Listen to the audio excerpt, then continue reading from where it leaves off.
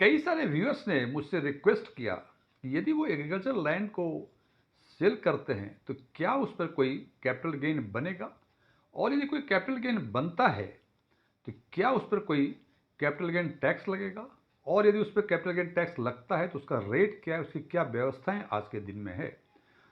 और फिर उन्होंने ये पूछा कि क्या जो कैपिटल गेन टैक्स यदि बनता है तो क्या उससे कुछ तरीके हैं, कोई उपाय हैं कि उससे फुल एग्जम्पशंस मिल सके। तो आज हम चर्चा करेंगे एग्रीकल्चर लैंड को सेल करने पर उसकी परिस्थितियां क्या होती हैं, क्या कोई लॉन्ग टर्म कैपिटल गेन बनता है, क्या कोई इस पर टैक्स लगता है, और यदि टैक्स लगता है तो क्या इस पर एग्जम्पशंस पाए जा सकते हैं। एस्ट्रॉन टैक्स मिल के नए वीडियो में आपका एक बार फिर से स्वागत है। यदि इस वीडियो से आपके नॉलेज बेस में कोई वैल्यू एडिशन होता है तो इसे लाइक करें, शेयर करें, कमेंट करें, और यदि आप नए सब्सक्राइबर हैं तो इस चैनल को सब्सक्राइब करें और उसके बगल में जो बेल आइकन है उसको पुश करें ताकि हमारे सभी नए वीडियो की नोटिफिकेशन आपको लगातार मिलता रहे। और साथ ही साथ चूंकि आप नए सब्सक्राइबर हैं तो कमेंट बॉक्स में आप न्यू लिखें, जिससे हम समझ जाएंगे कि आप हमारे नए सब्सक्राइबर हैं। मेरा नाम डीएम झा है। इनकम टैक्स प्रोविजन के हिसाब से यदि कैपिटल एसेट को सेल करते हैं तो उस पर कैपिटल गेन बनता है, चाहे वो शॉर्ट टर्म कैपिटल गेन हो या लॉन्ग टर्म कैपिटल गेन हो। जहां तक एग्रीकल्चर लैंड की बातें हैं तो एग्रीकल्चर लैंड दो तरह के होते हैं, एक रूरल एग्रीकल्चर लैंड, एक urban agriculture land. Rural agriculture land income tax purpose से कैपिटल एसेट नहीं माना जाता है। इसका मतलब यदि रूरल एग्रीकल्चर लैंड आप सेल करते हैं तो उस पर कोई कैपिटल गेन नहीं बनेगा, क्योंकि कैपिटल गेन नहीं बनेगा तो उस पर कोई कैपिटल गेन टैक्स नहीं लगेगा। अब सवाल रहा अर्बन एग्रीकल्चर लैंड की। Urban agriculture land income tax provisions के हिसाब से, कैपिटल गेन्स के प्रोविजंस के हिसाब से वो कैपिटल एसेट है, और इसको यदि आप सेल करेंगे तो उस पर कैपिटल गेन बनेगा, शॉर्ट टर्म हो या लॉन्ग टर्म हो, जिसकी चर्चा हम आगे करेंगे। और उस पर फिर अप्लीकेबल रेट आपको टैक्स लगेंगे कैपिटल गेन टैक्स के रूप में। अब सवाल यह है कि अर्बन एग्रीकल्चर लैंड किसको कहते हैं और रूरल एग्रीकल्चर लैंड किसको कहते हैं। तो सीधे साफ शब्दों में कोई वैसा एरिया जहाँ की पॉपुलेशन 10,000 से कम हो, वो चाहे शहर में हो या गांव में हो, उसमें जो लैंड होंगे वो रूरल एग्रीकल्चर लैंड माने जाएंगे। इसका मतलब कि कोई म्यूनिसिपैलिटी या कंटेनमेंट बोर्ड जहां का पॉपुलेशन 10,000 या उससे अधिक हो, वो सारी लैंड मानी जाएंगी अर्बन एग्रीकल्चर लैंड। अब सवाल ये होता है कि तो हमने मैक्सिमम बताया 10,000 या उससे अधिक का पॉपुलेशन हो सकता है कि उसकी पॉपुलेशन 50,000 हो, 1 लाख हो। तो इसके लिए प्रोविजन दिया है उन्होंने। पहला प्रोविजन कि उस सारे म्यूनिसिपैलिटी और कंटोनमेंट बोर्ड जिसकी बाउंड्री में 10,000 या उससे अधिक का पॉपुलेशन हो, उसमें जो एग्रीकल्चर लैंड होंगे वो कैपिटल एसेट माने जाएंगे। नंबर 2, यदि पॉपुलेशन 10,000 या उससे अधिक और 1 लाख से नीचे हो किसी म्यूनिसिपल बोर्ड या कंटोनमेंट एरिया में की बाउंड्री में, तो उसके बाउंड्री के 2 किलोमीटर बाद तक जो भी एग्रीकल्चर लैंड होंगे वो अर्बन एग्रीकल्चर लैंड के रूप में माने जाएंगे। फिर तीसरी परिस्थिति कि यदि उस कंटेनमेंट बोर्ड और म्यूनिसिपल एरिया की पॉपुलेशन 1 लाख से अधिक और 10 लाख से नीचे हो, तो उस म्यूनिसिपैलिटी या कंटेनमेंट बोर्ड के बाउंड्री के 6 किलोमीटर के दायरे रेडियस में जो भी एग्रीकल्चर लैंड होंगे वो सारे अर्बन एग्रीकल्चर लैंड ट्रीट किए जाएंगे।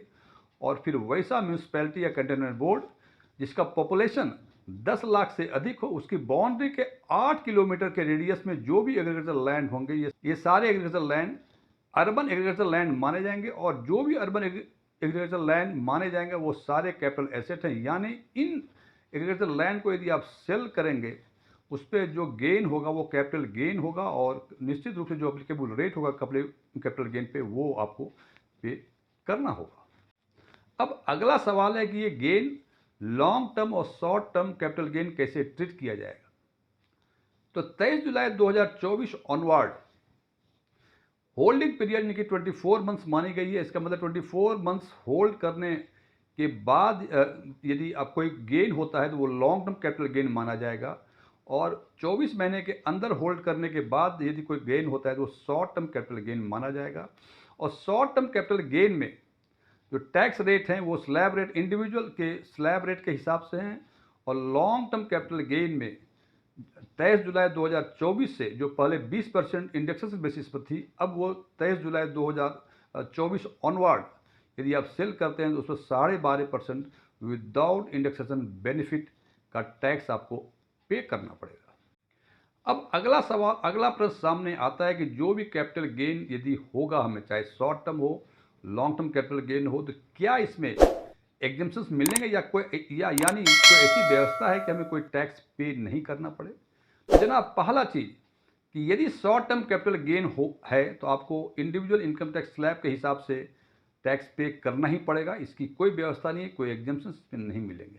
हालांकि लॉन्ग टर्म कैपिटल गेन यदि होता है तो उसमें व्यवस्थाएं हैं।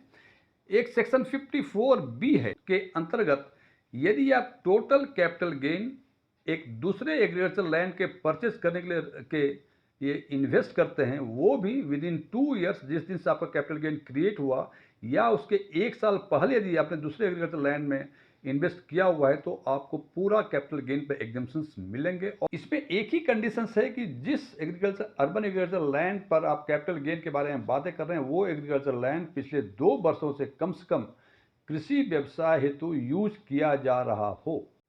एग्जेम्पशंस की दूसरी व्यवस्थाएं सेक्शन 54F में डिफाइंड है।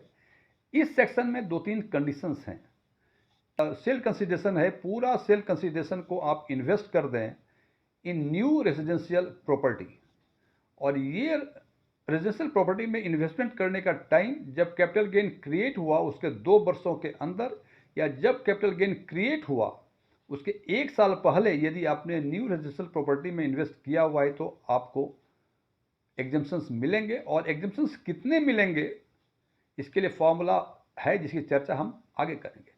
दूसरा कंडीशन है, जिस टाइम आप रेजिडेंशियल प्रॉपर्टी में इन्वेस्ट कर रहे हैं उस समय आपके पास केवल एक ही रेजिडेंशियल प्रॉपर्टी होनी चाहिए।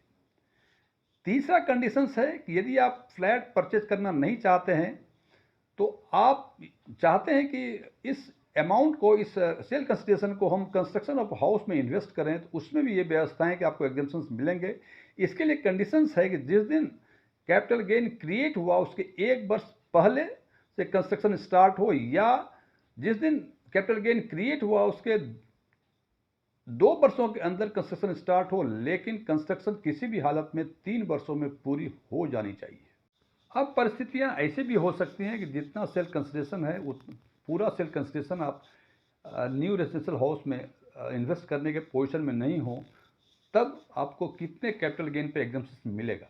इसके लिए एक उदाहरण लेता हूं मैं कि 10 लाख की प्रॉपर्टी खरीदी थी और आपने 5 वर्षों के बाद या 4 वर्षों के बाद उसको 50 लाख में बेच दी, तो long term capital gain 40 lakh रुपए हुए। अब जबकि सेल कंसिडरेशन आपको 50 लाख के मिले थे और आपने केवल कैपिटल गेन ही आपने इन्वेस्ट किया न्यू रेजिडेंशियल प्रॉपर्टी में, तो उसके लिए फॉर्मूला है कि exemption is equal to long term capital gain into amount invested upon sale consideration. और इस एग्जांपल में 40 लाख का capital gain means 40 into amount re invested means 40 upon sale consideration 50 and it comes to 32 lakh. इस position में आपको capital gain 40 lakh हुए थे, जबकि आपको एग्जेम्पशंस 32 लाख में ही मिलेंगे। इसका मतलब 8 लाख रुपए जो बचे आपके कैपिटल गेन के, उसमें 12.5% के हिसाब से टैक्स आपको पे करना पड़ेगा। अगला सवाल कि आखिर इसमें एग्जेम्पशंस की लिमिट क्या है। तो जनाब, सेक्शन 54B और सेक्शन 54F दोनों में एग्जेम्पशंस की लिमिट 10 करोड़ रुपए की है। इसका मतलब यदि 15 करोड़ या 20 करोड़ का है तो आपसे मैक्सिमम जो एग्जेम्पशन मिलेंगे वो 10 करोड़ पे होंगे। अब बाकी जो कैपिटल गेन होंगे उस कैपिटल गेन पे 12.5% के हिसाब से आपको long term capital gain tax देना पड़ेगा। और एक अंतिम, लास्ट बट नॉट लिस्ट, ये सारे एग्जेम्पशंस केवल लॉन्ग टर्म कैपिटल गेन पे मिलेंगे। यदि शॉर्ट टर्म कैपिटल गेन होता है तो उस पर कोई एग्जेम्पशंस नहीं है, और उस पर आपको आपके इंडिविजुअल इनकम टैक्स का जो पर्सनल स्लैब है उसके हिसाब से टैक्स आपको पे करना पड़ेगा। फ्रेंड्स, हमें लगता है, मैं फिर रिपीट कर रहा हूँ कि मैं कोई टैक्स कंसल्टेंट नहीं हूँ। ये वीडियो मैं अपने पैशन के लिए, उसके अंडरस्टैंडिंग के लिए बनाता हूँ, और यदि आपको लगता है कि इस वीडियो से कुछ वैल्यू एडिशन हुआ तो आप कमेंट बॉक्स में थैंक्स न्यू जो आपको उचित लगे वो कमेंट करें, ताकि हम समझ सकें कि जो मैं अपने व्यूअर्स को कम्युनिकेट करना चाह रहा हूँ उसको मैं प्रॉपरली कम्युनिकेट कर सका। Thank you.